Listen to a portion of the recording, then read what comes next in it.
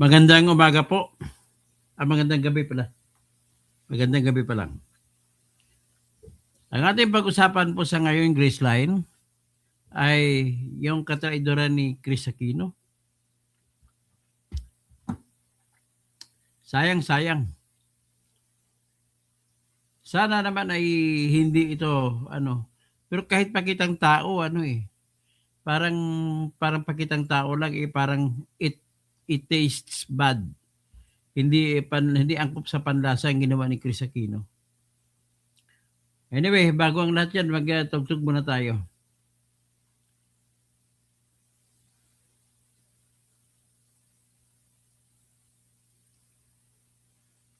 Sara, Sara, wala nang iba. Sara, Sara lang pag-asa. Sara, Sara, siya lang makapakulong. Mga Good evening, kontraktor Graceline. ubusin niya. Si BBM Sandro ikulong niya. Si Tamba Zaldi ikulong niya. Tapang at malasakit ibalik para bayan ay manahimik. Durugin ang sindikato sa korte, sa DPUA, sa DS Void, sa PhilHealth. Okay, ito naman.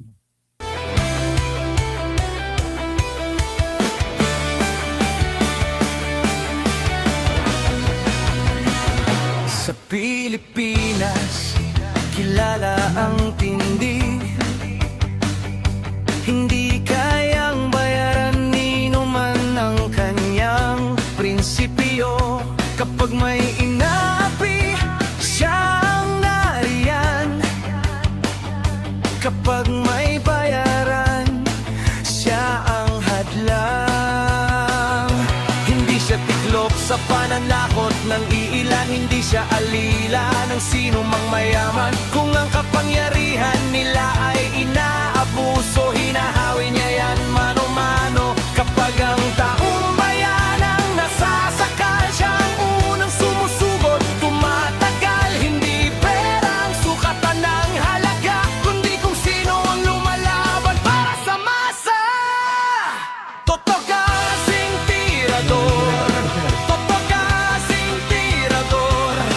Kakapin ang naaapi, kalaban ng sakim na mandarambong. Totok kasing tirador, totok kasing Magandang gabi. Ay malapit na magsabi. Hating gabi. Pag-like, pag-share, para ma-counter natin yung shadow ban.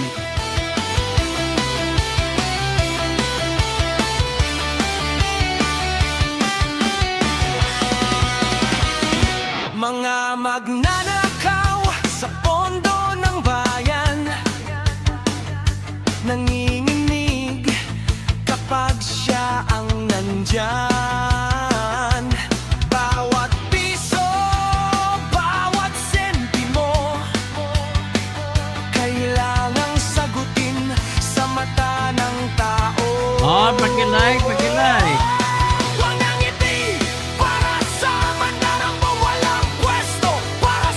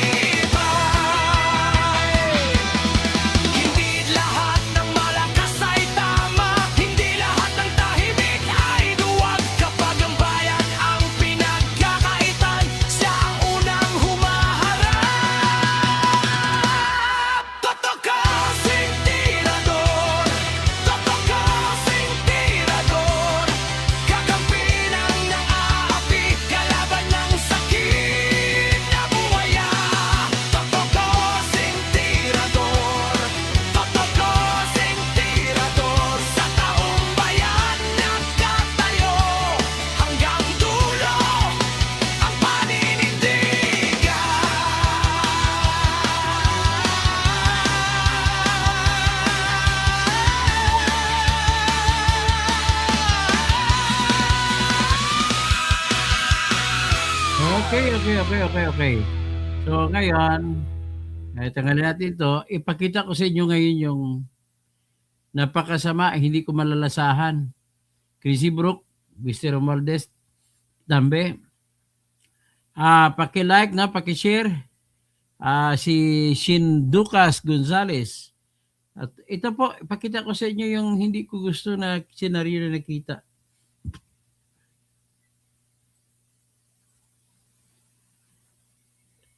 Yan, masikmura nyo ba yan? Yan. Yan, masikmura niya. Nagkipag-picture pa si Chris Aquino kay Bongbong tsaka kay, kay Lisa Marcos. Naniwala pa naman ang lahat ng tao na ang nagpapatay sa kay tatay mo, Chris, ay ang tatay ni Bongbong Marcos. Tapos parang iko pa sinasabi, nagpabaril pa ako, tapos Marcos ka na rin pala. So mangyari, Marcos na rin ang mangyari po. So ano po yung magiging lasa nito? Wala, hindi ko po nakikita na maganda yan. So ngayon, sariwain natin po ang nakaraan. Ipakita ko muna sa inyo yung araw na sinintensyan si Noynoy ng kamatayan. Ang nagpasintensya po kay Noynoy sa kamatayan ay walang iba kundi mga military tribunal ni Ginoong Marcos Sr. Hindi ang military tribunal. Yung military tribunal na nagsentensya na kamatayan kay Noynoy Aquino. At kasama niyan sa sinintensya si Bernabe Buscaino. Sila po mga pinartangan, ginawa ng kwento na sila ay mga rebuilding NPA. At dahil pagtatraidor daw sa inang bayan, pinarusahan ng kamatayan si Ninoy Aquino. Ito po yung araw ng pagsintensya. No, hindi yan. Dali. Itong isang litrato.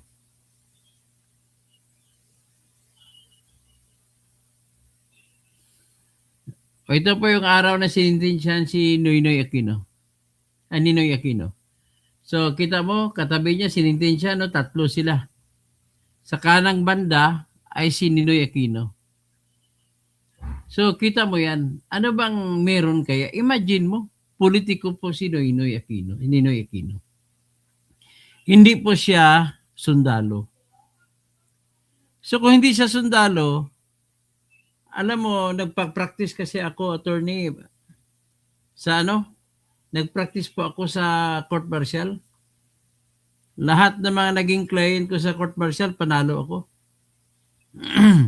Pinakahuling client ko dyan, si Colonel, hindi ko nabanggit yung pangalan.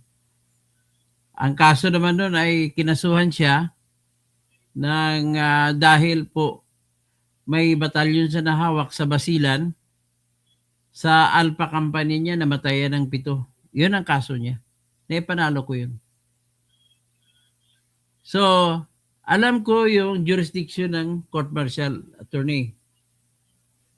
Kapag civilian po, hindi sakop ng court martial yan. Ang court martial po, Engineer Ian Ortega de la Cruz, ay pinatayo yan para sa korte ng mga nagkasala na mga sundalo.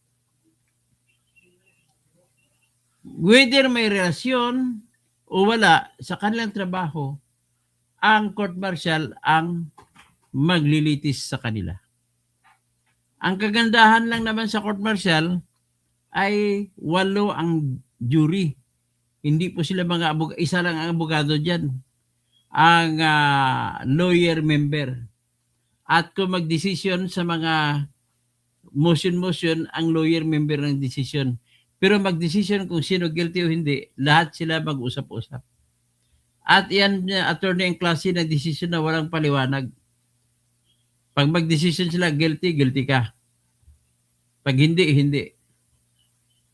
So, walang paliwanag yan kasi hindi naman mga abogado yan.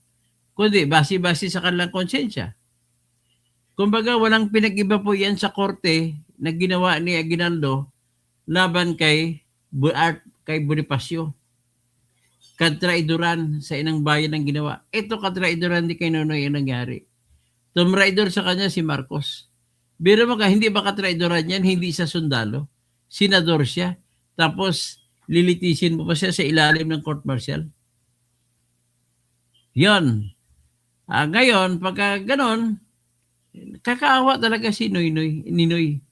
Tapos, ito po siya yung ipapakita ko sa inyo ang litrato ng matagpuan siyang patay sa tarmac sa Ninoy Aquino International Airport. Pero Manila International Airport ang pangalan dati. Ito pong litrato. Hanggang ngayon po, walang klaro kung sino ang talagang nagpapatay sa kanya. Pero ang iniisip ko na si Marcos Sr. at saka si Imelda ang nagpapatay sa kanya. Ayan o. Ito yung araw na sinintensyahan sila ng court martial. Magkatabi ang si Buscaino, tsaka yung isa, tsaka si Ninoy, tatlo sila akusado. So, ganun po katindi ang ginawa ng tatay ni BBM nung araw. Kayo ngayon, ng mga vlogger na nakakarindi kayo, BBM vlogger pa kung tawagin kayo, nakakahiya kayo, traidor kayo sa ilang bayan. Wala kayong pinag-iba sa mga traidor kagaya ni Guteza. Wala kayong pinag-iba sa traidor kagaya ni Emilio Aguinaldo. Magkasing traidor kayo nung si Lazarus Macapagal, Colonel Lazarus Macapagal, ang nagpatay kay Andres Bonifacio sa bundok ng Maragondon. Wala kayong pagkakaiba sa mga traidor kagaya ng 4 na ex-Marines. Dapat po sa inyo ibitayin. Para na lang matigil na yung mga pagtatraidor, dapat ang parusa ibitay. Hindi nyo ba alam ang pagtatalikod, pagtatraidor ay isang kasalanang mas matindi pa sa pagnakaw ng trilyon? Kasi treason yan eh. Grabe. O ngayon, papakita ko sa inyo si Chris Aquino ulit. Bakit naman si Chris Aquino nakangiti pa? Nagkipagpa-picture pa kay BBM at saka kay Lisa Marcos. Yan ang hindi ko maintindihan. Ano ba ginawa mo, Chris? Ayan o. Tapos may background sa likod. Nagpabaril pa ako. Tapos Marcos ka rin pala. Kayo ngayon. Kaya ka, sabi ni Ronald Llamas, hindi si Attorney Edward Chico, sabi niya, yung mga dati, mga loyalista, Marcos pa rin. Ito na ngayon, pati kasama na si nakapingpang damit ni Chris Aquino. Ngayon ang mga dilaw at pink, Marcos na rin. Kakasuka kayo. Kakasuka talaga sa totoo lang. Paano ba to? Yung laban ng tatay mo, Chris, ay milyon na Pilipino ang namatay. Lumaban sila laban sa rehimeng Marcos dahil po sa inspirasyon na binigay ng iyong tatay. Ngayon, yun ang isusukli mo. Hindi bali kay Noynoy kasi expected niya man na yan. Pero yung mga tao na hindi nga kilala ni Noynoy ay laban sa rehimeng Marcos at namatay. Tapos, ganun lang kasimpleng gagawin mo. Tapos magnanakaw pa numero 1 yung gago na pangiti-ngiti. Ninakaw na malamalitang pera.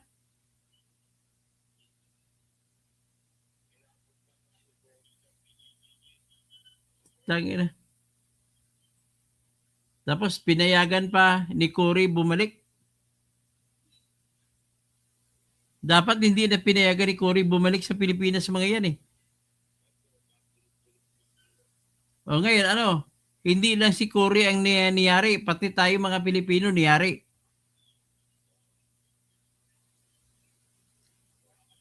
Grabe. trillion po ang ninakaw, mas malaki pa sa ninakaw ng tatay niya. $10 billion ang alam natin na ninakaw ni Marcos sa Pilipinas. Kung i-multiply mo, i-convert mo sa peso kahit sa ngayong rate, 60 pesos, 6 times 10 is 600. Nako, plus zero.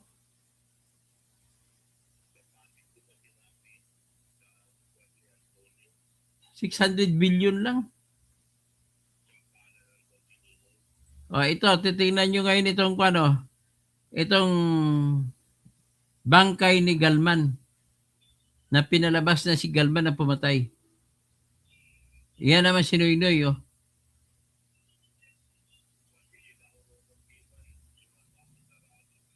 Ito yung rally ni Noynoy noon, nang namatay na si Noynoy. Ang tawag noon, Justice for Ninoy, Justice for all victims.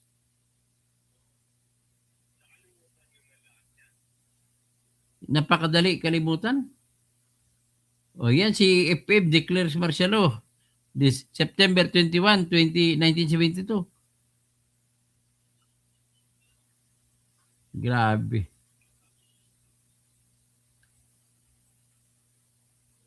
So, ang laki talaga ng papel nitong katraidoran sa bayan. Ang laki ng papel nito sa ating kabuhayan sa Pilipinas. Nagsimula po kasi, hindi ko naman masisisi siguro, kasi nagsimula tayo sa kataksilan.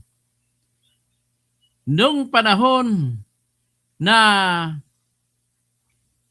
nagiging nag-isa yung mga katipunero, nagkaroon ng eleksyon. Ano nangyari?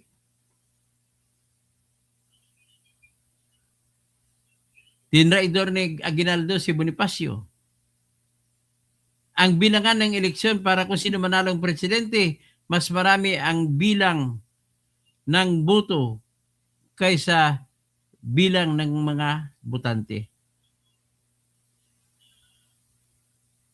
Nagpumayag na si Bonifacio. Nagpahalal na lang siya na Secretary of the Interior. Kinontra pa siya. Si Tomas Pinpin ato yung nagkumontra sa kanya.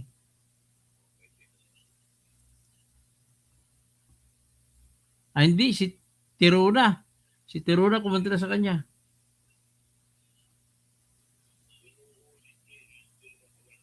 Tapos, nagkatutukan ng baril si Bonifacio at saka yung kumontra sa kanya. Dapat ako na kung Secretary of the Interior, dapat abogado. Oh. So ngayon, nagkaroon ng trial, ibig sabihin sinimulan pa lang, patayo ang bansa, traidor na kadaang andon pumasok. So, dilitis sila, kinasuhan nila, parang hindi walang pinagkaiba sa panahon ngayon. Kakaso kay Sara ng grave threat, kakaso ng impeachment. Iyon ang equivalent na kinaso kay Bonifacio na treachery o traidor, pagtatraidor sa inang bayan na walang ebidensya. Tapos nagkaroon ng abogado, binigyan lang abogado si Andres Bonifacio. Wala na ba ibang ginawa ng abogado na yon? Nagdasal ng ama namin. Tapos humingi na huwag parusahan ng kamatayan. Grabe, anong klaseng abogado yon? Napilitan napahiya sila, nasalita si Andres Bonifacio. Anong klase yan? Bigyan nyo, ako na lang magsalita para sa akin. Ano mo sinabi, attorney ni Bonifacio? Pinasuhan nyo ako ng pagtatraidor sa inang bayan. Kayo magdalo, kami magdiwang. Hindi pa tayo nag-isa, hindi pa nabuong bayan natin. So, sino ang pagtatraidoran ko? Wala pa tayong bayan. Ang talino ng argumento. Tapos pangalawa, kinakasuhan nyo ako sa pagsasagawa ng pagtatraidor ay sinuhulan ko ng 50 sentimo. 5 piso si Colonel Hiron Pedro Hiron para patayin si Emilio Aguinaldo. Hindi, asan si Hiron? Pakita nyo. At ipakita nyo yung 50 kwan, ang 5 piso na binigay ko kung meron man. Wala, hindi lumitaw. Tapos ang kasunod na akusasyon, inutusan daw niya yung lahat ng mga general na patayin si Aguinaldo. Nagdemand si Bonifacio, ilabas ang lahat ng general at tanungin natin isa-isa. Wala, hindi lumabas. Kasi hindi totoo ang akusasyon. So, nung hindi totoo ang akusasyon, walang ebidensya, tinraidor nilang inang bayan, sinintensyan nila ng kamatayan si Andres Bonifacio. Kasama ang kapatid ni Andres Bonifacio na sinintensyan na si Procopio Bonifacio.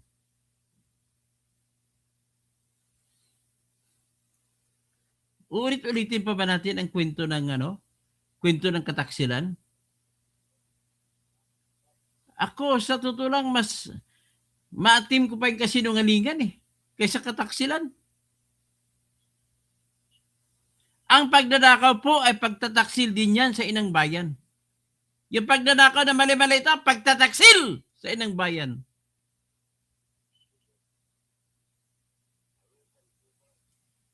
Grabe. Tapos, nakipag-picture pa si Chris. Ano pa naman, idol na idol ko pa naman siya. Tingnan nyo. Oh, tama ba yan? Sabi ng mga Bisaya, kasi ang bumaril kay Noynoy na inutusan. Pusila. Ibig sabihin pusila, barilin. Oh, may mga comment na dito, pusila. Oh, magagalit na si Grumpy nito sa inyo. Grabe. Hindi ko talaga hindi ko maisip bakit ganito. Britney Spears. Malay mo baka may ibang istorya tungkol diyan. Si Bam Aquino nakipagkampihan din kay BBM. Sino pang iba? Akala ko paubos ng lahi ng Aquino. Ang isa si Presi ba Aquino Cruz? Si Balsi Aquino Cruz. Di ko alam bakit hindi nagsasalita. Kasi kayo lamang ang may pedigree magsalita. Kasi kayo ay kapatid kayo ni Noynoy, anak kayo ni Cory, at anak kayo ni Noynoy. Kayo ang natural na leader ng Pilipinas. At bakit ka pa hinahanap po, sumisigaw po Chris Aquino, ang bayan, ibalik ang maleta. Bakit ikaw nakipag-picture pa sa mastermind ng maleta?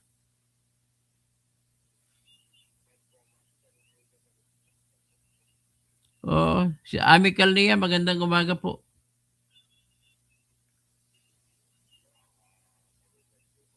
Grabe naman ito. Hindi ko makakuha. So, sino pa kayo na matitira? Wala, headless na. Yan ang dahilan kung bakit watak-watak ang mga namamayani sa pink tsaka dilaw, yung mga magnanakaw na pink at tsaka dilaw. O, yung mga alanganin na dilaw, alanganin na pink, nakipagkampi kay Romualdez. Tapos si Ronald Llamas. Nagradyo program pa siya doon sa Prime TV. Siya na may-ari ng Prime TV.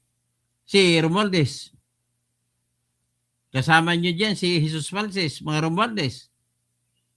Kasama din si Kristan Romualdez.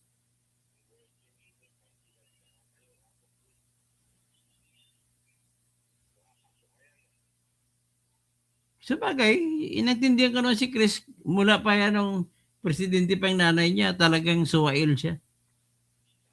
Hindi niya binibigyan kahalagahan ng moralidad ng mga Aquino. Nagkipaglambutsingan sa mga lalaki. Di ba? O nagpaanak kay pabuntis kay Ipi Salvador. Nagpabuntis, naging boyfriend pa si Robin Padilla. Ang dami na nga naman kay ang hindi lang pumatol sa kanya, alam mo sino, Torne? Si Alvin Patrimonio. Ah.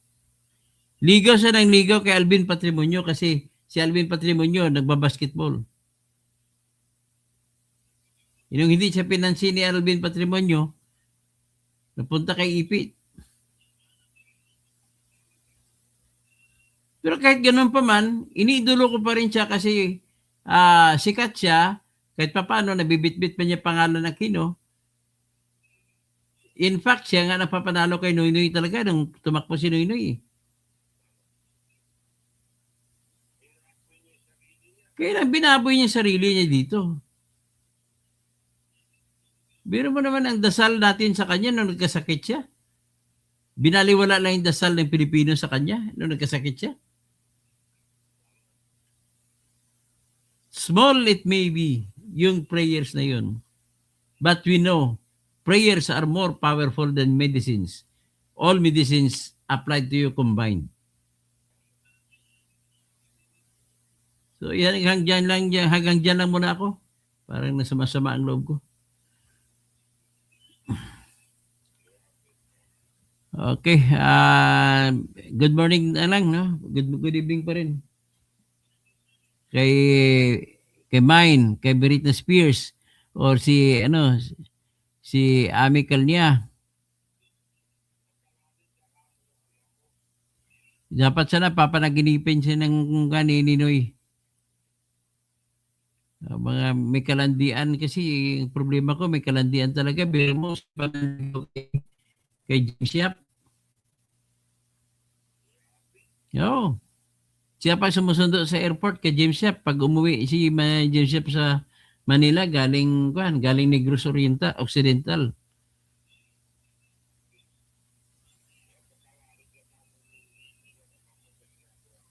Ayun. Dennis Kausing, good morning. Britney Spears. Jops. Ayan, hanggang dyan na muna tayo ngayon. Na disheartened ako sa ganitong kalagayan.